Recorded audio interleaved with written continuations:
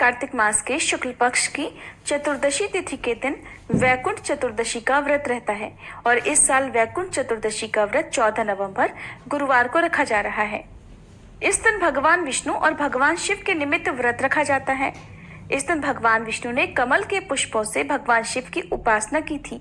मान्यता है इस दिन व्रत रखने से साधक के सारे पापों का अंत हो जाता है और इस दिन पौराणिक कथा का पाठ करने से तमाम कष्टों से मुक्ति मिलती है।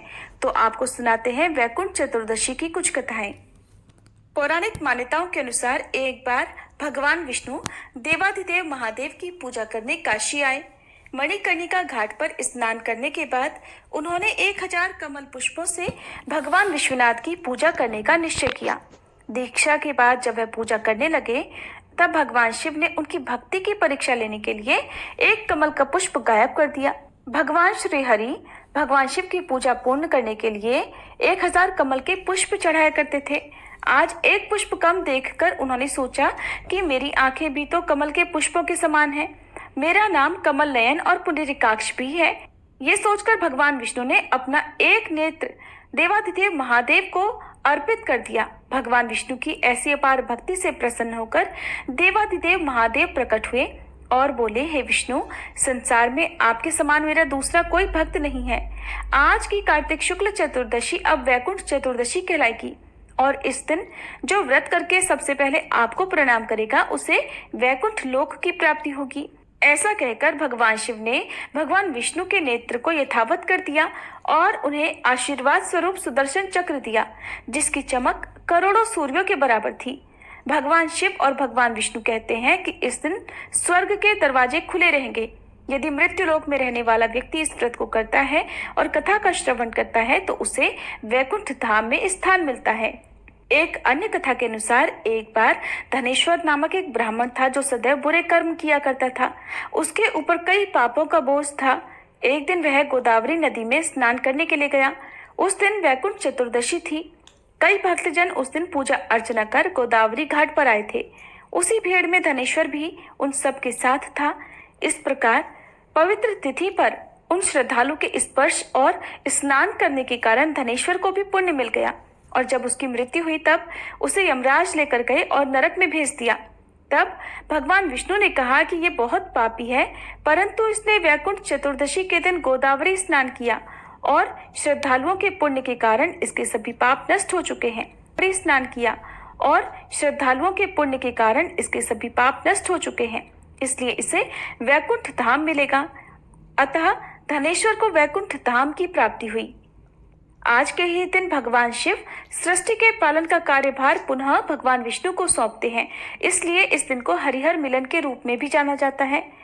भगवान विष्णु जो कि 4 महीने की योग निद्रा के दौरान भगवान शिव को सृष्टि के संहार के अलावा सृष्टि के पालन का भी कार्यभार सौंपते हैं और वैकुंठ चतुर्दशी के शुभ अवसर पर ही भगवान शिव भगवान विष्णु को ये कार्यभार पुनः सौंपते हैं। आज वैकुंठ चतुर्दशी की कथा के साथ ही धरती माता की कथा भी सुनने का विधान है।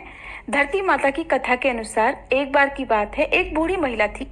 वह धर्म पुण्य अधिक करती थी। वह बुढ़िया माई इतना अधिक धर्म पुण्य करती थी कि उसके पुण्य धर्म करने के कारण उसका घर सारा खाली हो गया। उसने अपने घर की सभी आवश्यक वस्तुएं दान कर दी। इसी तरह एक दिन उसके अत्यधिक धर्म पुण्य करने के कारण धर्मराज जी का सिंहासन डोलने लगा। तब धर्मराज जी कहने लगे कि ऐसा कौन दानी हो गया जिसने धार्मिक कार्य करके मेरे सिंहासन तक को हिला दिया। इसके बाद धर्मराज जी कहने लगे कि अगर ये दानी इसी प्रकार दान पुण्य करता रहेगा तब तो एक दिन यह मेरे सिंहासन को छीन लेगा। तब उन्होंने अपने दूत से कहा कि इस दानी का पता लगाओ और फिर धर्मराज जी ने इस कार्य के लिए यमराज जी को भेज दिया। यमराज जी ने दानी का पता लगाते हुए धरती पर आकर एक कोढ़ी व्यक्ति का रूप धारण कर लिया और फिर वह कोढ़ी का रूप धारण करके उसी गांव में आ गया जहां वह दानी बूढ़ी माई रहा करती थी। वह कोढ़ी सारा दिन गांव में कपड़ा मांगते हुए घूम रहा था, लेकिन किसी ने भी उसे तन ढकने के लिए कपड़ा नहीं दिया। सर्दियों का समय था, कड़ाके की ठंड पड़ रही थी और वह कोढ़ी फटे पुराने भेष में ठंड से ठिठुरते हुए सभी के घरों के दरवाजे के सामने से गुजरते हुए आवाज लगाता जा रहा था कि कोई मुझे कपड़ा दे दो, कोई मुझे कपड़ा दे दो। लेकिन किसी ने भी उसकी आवाज नहीं सुनी और न ही इस बात की परवाह की कि वह भीषण ठंड में बिना कपड़ों के घूम रहा है। वह कोढ़ी इसी तरह पूरे गांव में सारा दिन भर घूमता रहा। अब रात का समय हो चला था कि तभी उस बूढ़ी माई को यह आवाज सुनाई पड़ी। तब उसने अपनी बहू से कहा कि बहू उठो और जाकर देखो तो कि बाहर कौन है। मुझे तो यह किसी मंगते भिखारी की आवाज लगती है। लगता है उसे सर्दी लग रही होगी। शायद तुम बाहर जाकर देखो और उससे पूछो कि उसे क्या चाहिए। तब बहू अपनी सास की बात सुनकर कहने लगी कि माँ जी, आपके द्वार पर तो कोई ना कोई आता ही रहता है मांगने के लिए। ना तो आप दिन में चैन लेती हैं, न ही रात में हमें सोने देती हैं।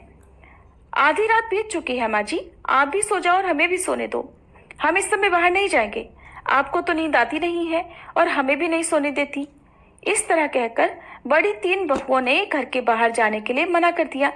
जब चौथे बहू की बारी आई तो बहू कहने लगी कि माँ, आप निश्चिंत रहिए, मैं जाकर देखती हूँ कि बाहर कौन आया है। फिर चौथी बहू घर से बाहर आकर देखती है कि बाहर द्वार के एक कोढ़ी बैठा हुआ है। तब बहू ने उस कोढ़ी से पूछा कि बाबा, आपको क्या चाहिए। तब वह कोढ़ी रूप धारण किए हुए यमराज जी कहने लगे कि मैं कोढ़ी हूँ, मुझे सर्दी लग रही है, आप तन ढकने के लिए मुझे कोई वस्त्र दे दीजिए। ये सुनकर बहू घर के भीतर चली गई और अंदर जाकर उसने अपनी सासू माँ को सारी बात बताई। बहू की बात सुनकर बूढ़ी माई कहने लगी, बहू, तेरे पिताजी के ऊपर जो कंबल है वही कंबल ले जाकर उस कोढ़ी को दे दो। ये सुनकर बहू कहने लगी, नहीं माँ जी, अगर ऐसा किया तो पिताजी तो ठंड के मारे मर जाएंगे। तब बूढ़ी माई ने अपनी बहू से कहा, तो बहू, ये जो मेरे ऊपर गुदड़ी है ये अपने पिताजी के ऊपर डाल दे और उनका कंबल ले जाकर उस जरूरतमंद भिखारी को दे दे। हम तो फिर भी घर के भीतर हैं, दरवाजे बंद करके बैठे हैं, लेकिन उस गरीब भिखारी के पास तो कुछ भी नहीं है। इस एक कंबल को ओढ़ने से उसकी सर्दी कुछ तो कम होगी। इसके बाद बहू ने अपनी सास की बात मानी और बात को मानते हुए वह कंबल लेकर गई और बाहर द्वार पर बैठे उस भिखारी कोढ़ी को दे दिया। वह भिखारी उस कंबल को लेकर उस द्वार से उठकर वहां से चल पड़ा। इसके बाद कोढ़ी भिखारी वेश बनाए हुए यमराज जी अपने वास्तविक रूप में आकर धर्मराज जी के पास आकर कहने लगे कि प्रभु, ये लो कंबल। गांव के बाहरी हिस्से में एक बूढ़ी माई रहती है, वो बहुत अधिक दान पुण्य करती हैं। उसके घर में ये एकमात्र कंबल ही बचा था और वह भी मेरे मांगने पर उसने मुझे दे दिया। उसने तो नई पुरानी सभी चीजों का दान कर दिया। उसके घर में तो दान करने के लिए अब कुछ भी नहीं बचा। ये सब बात सुनकर धर्मराज जी कहने लगे कि अब वह बूढ़ी माई अवश्य ही मेरा सिंहासन भी ले लेगी। तब धर्मराज जी ने अपने दूत से फिर कहा कि तुम जाओ और उस बूढ़ी माई को यहाँ लेकर आओ। जब वह दूत धर्मराज जी की आज्ञा का पालन करते हुए उस बूढ़ी माई को लेने के लिए धरती पर आया और उसे साथ लेकर चला गया, तब बूढ़ी माई ने वहां पहुंचकर जैसे ही अपना पहला कदम उठाया रखने के लिए तो नीचे पानी था, उसे पैर रखने के लिए धरती तक नहीं मिली। ये सब देखकर बूढ़ी माई हैरान रह गई और जहां बूढ़ी माई खड़ी थी वहीं खड़ी रह गई। मन में विचार करती हुई भगवान से कहने लगी, हे भगवान, ये क्या है, अब मेरा क्या होगा। तब बूढ़ी माई कहने लगी कि महाराज, मेरे पैरों के नीचे तो धरती नहीं है, मुझे धरती चाहिए, पहले मुझे आप धरती दो। भगवान बोले कि धरती तो बूढ़ी माई तुमने मोल नहीं ली, मैं तुम्हें कहाँ से धरती ला कर दूं। ये बात सुनकर बूढ़ी माई गुस्से में कहने लगी कि जब मुझे खड़ी रहने के लिए और चलने के लिए धरती ही नहीं मिलेगी तो फिर मुझे आप यहाँ लाए ही क्यों हैं। तब धर्मराज जी ने कहा कि बूढ़ी माई, धरती तो जो मोल लेता है उसे ही यहाँ धरती मिलती है। अब बूढ़ी माई विनम्र स्वर से कहने लगी कि महाराज, मैं तो ये सब नहीं जानती थी, धरती किस प्रकार मोल लेते हैं मुझे ये सब बताइए। अब मैं बिना धरती के यहाँ कैसे रहूंगी, यहाँ स्वर्गलोक में मेरा क्या काम। मुझे अब धरती मोल लेने की सब विधि बताइए और मृत्युलोक में वापस भेज दीजिए। मैं धरती मोल लेकर ही आपके दूतों के साथ वापस आ जाऊंगी। अगर मेरे बेटे बहू ने मेरी काया को जला दिया तो फिर मेरे लिए धरती कौन मोल लेगा और कौन धरती माँ की कहानी सुनेगा। फिर तो मैं धरती मोल नहीं ले सकूंगी और न ही इस स्वर्ग का आनंद उठा पाऊंगी। इसके बाद धर्मराज जी बूढ़ी माई के धर्म पुण्य को मन में विचारते हुए बूढ़ी माई से बोले कि बूढ़ी माई, ठीक है, तू जा। और फिर ये कहकर धर्मराज जी ने अपने दूतों को बूढ़ी माई के साथ धरती लोक पर वापस भेज दिया। उधर बूढ़ी माई रात में ही मर गई थी। जब सुबह हुई तो बेटे और बहू उनके अंतिम संस्कार की तैयारी करने लगे। जब सारी तैयारियां हो गई तब उसके बेटे अर्थी को उठाकर चलने लगे। अभी वह अर्थी के साथ आधे रास्ते में ही पहुंचे थे कि तभी वह बूढ़ी माई उठकर कहने लगी बेटा, तुम मुझे यहाँ से कहाँ लेकर जा रहे हो? तब उसका बड़ा बेटा कहने लगा, माँ, तुम तो इतनी जल्दी भूतनी बन गई। तब बूढ़ी माई कहने लगी, नहीं बेटा, मैं तो तेरी माँ हूँ। मैं तो 7 दिनों के लिए यहाँ आई हूँ। 8वें दिन मैं यहाँ से वापस चली जाऊंगी। मुझे तो धर्मराज जी ने भेजा है। धर्म पुण्य तो मैंने बहुत किए, लेकिन धरती माता की मैंने कभी कहानी नहीं सुनी। मैंने धरती मोल नहीं ली, इसलिए मुझे वहां धरती नहीं मिली। मैं जहां भी पैर रखती हूँ वहां पानी ही पानी हो जाता है। तब मेरे प्रार्थना करने पर धर्मराज जी ने मुझे यहाँ भेजा है और मुझे यहाँ धरती माता की 7 दिन तक कहानी सुननी है। बेटा, तुम ब्राह्मण को बुलाकर आज के दिन से ही मुझे धरती माता की कहानी सुनाना शुरू कर दो।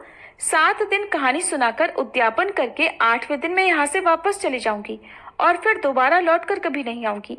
बूढ़ी माई के बेटे ये सारी बात सुनकर असमंजस में पड़ गए।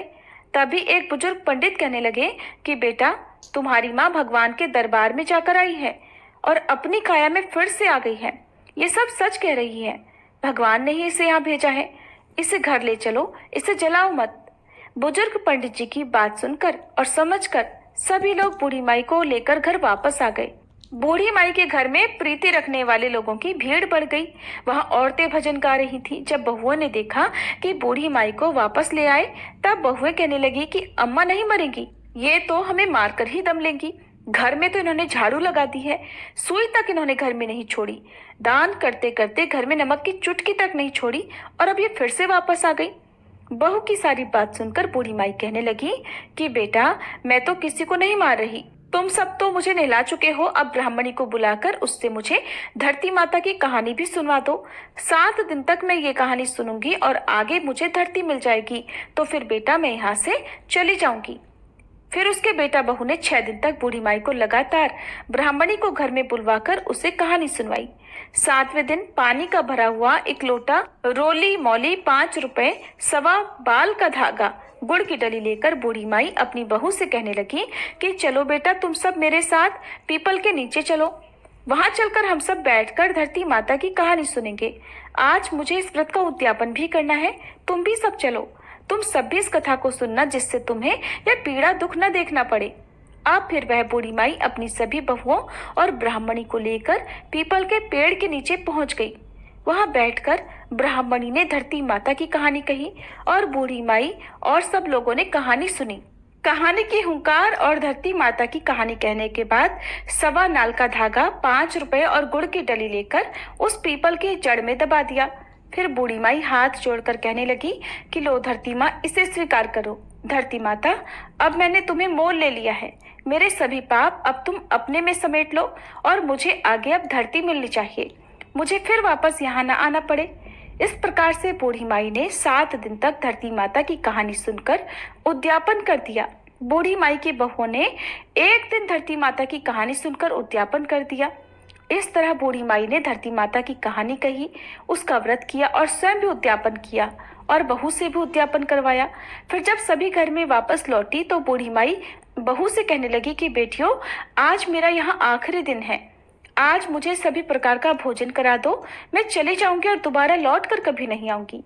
तब बहुएं उससे कहने लगी, क्या खिलाएं और कहाँ से लाएं? घर में तुमने कुछ छोड़ा है क्या? तब बड़ी बहू उन सभी को कहने लगी, कोई बात नहीं, तुम इतना कड़वा मत बोलो। मैं कुछ प्रबंध करती हूँ। मैं अभी पड़ोस में जाकर आती हूँ। माँ के करने के लायक भोजन तो मिल ही जाएगा। ऐसा बोलकर बड़ी बहू अपने पड़ोस में घरों में जाकर किसी से कुछ मांगने लगी तो किसी से कुछ मांगने लगी।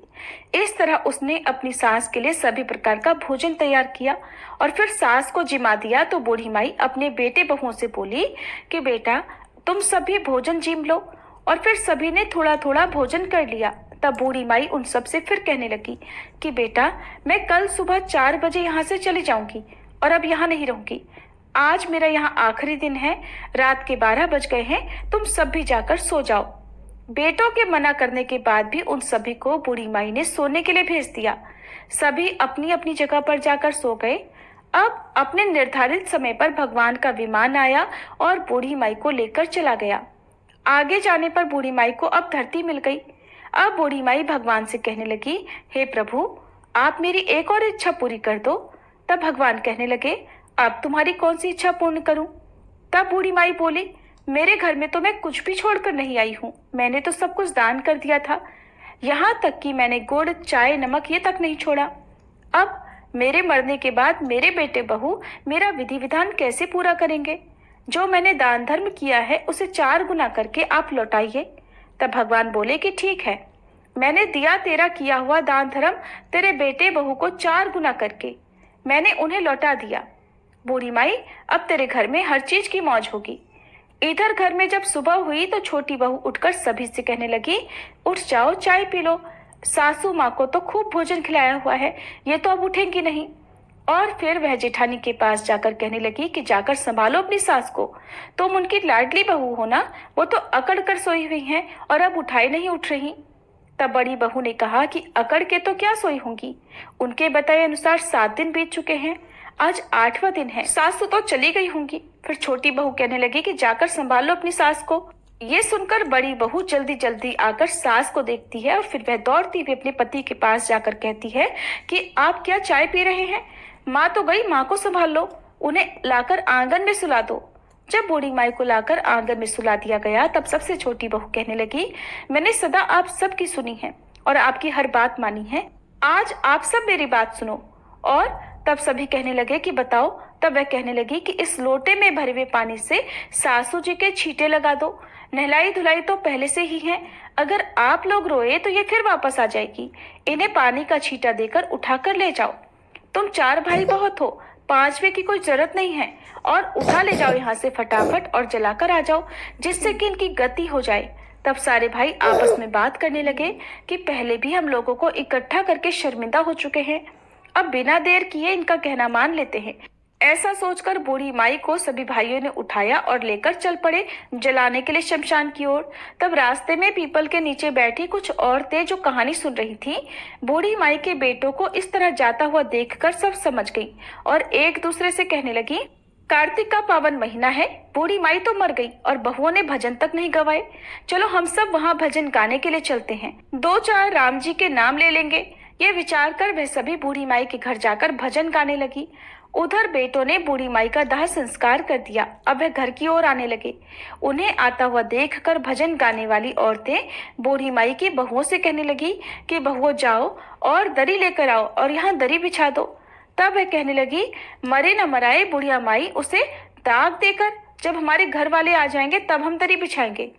तब वह भजन गाने वाली औरतें कहने लगी, लो आ गए सभी लोग, अब तो दरी बिछा दो। फिर बहुओं ने दरी बिछाई। भजन गाने वाली औरतों ने खूब भजन गाए और भजन गाने के बाद वे अपने अपने घर को चली गई। अब दरी पर बैठे हुए बूढ़ी माई के बेटे एक दूसरे का मुंह ताकने लगे, कहने लगे कि अब क्या करें और क्या नहीं करें, कहाँ से चाय पानी का प्रबंध करें। माँ तो गई और घर में कुछ भी नहीं छोड़ कर गई। अब अड़ोसी पड़ोसी भी आपस में चर्चा करने लगे कि चलो भाई, आज तो बूढ़ी माई के परिवार को चाय पानी पिलाकर आए, उनको रोटी पानी खिलाकर आए। आज ही उनकी माँ मरी है, अब की बार वह मरकर गई है, आज तो खिला पिला आते हैं, कल से अपना अपने आप देख लेंगे। तब उनमें से एक आदमी बोला कि ठीक है, आज मैं जाता हूँ उनके घर, उन्हें चाय भी देकर आता हूँ और उनका हाल चाल भी पूछ कर आऊंगा। और फिर उस पड़ोसी ने अपनी पत्नी से चाय बनवाई और चाय लेकर वह बूढ़ी माई के घर की ओर चल पड़ा। उधर बूढ़ी माई के बेटे की बड़ी बहू अपने परिवारजनों को चिंतामग्न देखकर घर के भीतर गई और फिर जैसे ही उसने बूढ़ी माई का संदूक खोला तो उसमें तो नोटों की गड्डियां थी। देखकर वह दंग रह गई। रसोई में गई तो वहां आटे के बोरे, गुड़, खांड के कट्टे भरे हुए मिले। उसे नमक, मिर्च, सारे मसाले, सब सब्जियां मिली। रसोई सब सामग्रियों से भरी हुई थी। ये देखकर बहू तो बहुत खुश हुई और सोचने लगी कि माँ अपने बेटे पोतों के लिए बहुत दान धर्म करती थी, अपने घर में तो ये धन माँ वापस देकर गई है। ये सोचकर वह खुशी खुशी बाहर आई और अपने पति से बोली कि आप एक बार अंदर तो आइए। पति कहने लगा, अभी अभी तो माँ को दाग देकर आए हैं, किसी के घर कैसे जाएं? किसी से क्या मांगे और क्या करें? अरे थोड़ी देर तो शांति रखो। तब बहू कहने लगी, आप एक बार अपने घर के अंदर तो आइए, बाहर कहीं जाने की जरूरत नहीं है। अंदर जाकर जब बूढ़ी माई के बेटों ने संदूक खोलकर देखा तो माँ के संदूक में नोटों की गड्डियां भरी हुई थी। ये देखकर बहू बोली कि अब रसोई में चलिए। वह रसोई में गया तो वहां पर सामग्री भरी हुई थी। रसोई को देखकर बड़ा बेटा अपनी पत्नी से कहने लगा, माँ तो हमें बहुत सारा धन देकर गई है। फिर वे दोनों बाहर आए और दरी पर बैठ गए। थोड़ी देर के बाद बड़ी बहू अपनी देवरानियों से कहने लगी, उठो और चूल्हे पर चाय चढ़ाओ, चावल चढ़ाओ, रोटी सब्जी बनाओ, कांधियों को जिमाओ, हमारे घर में तो सब कुछ है, तुम अंदर जाओ और जाकर सारा प्रबंध करो। ये सुनकर बहुएं अपने अपने कमरों में गई। सभी ने अपने अपने संदूक खोले तो बड़ी बहू के संदूक में चौगुना धन मिला, बाकी सबके संदूक में थोड़ा थोड़ा, और सबसे छोटी बहू के जैसा था वैसे ही रह गया, क्योंकि उसने बूढ़ी माई की कभी सेवा तो नहीं की थी। जब वह पड़ोसी चाय तैयार करके उनके घर में पहुंचा तो उसने देखा कि उनके घर में तो चूल्हे में आग जल रही है, कहीं सब्जी, कहीं चाय, कहीं रोटी, तो कहीं दाल पक रही है।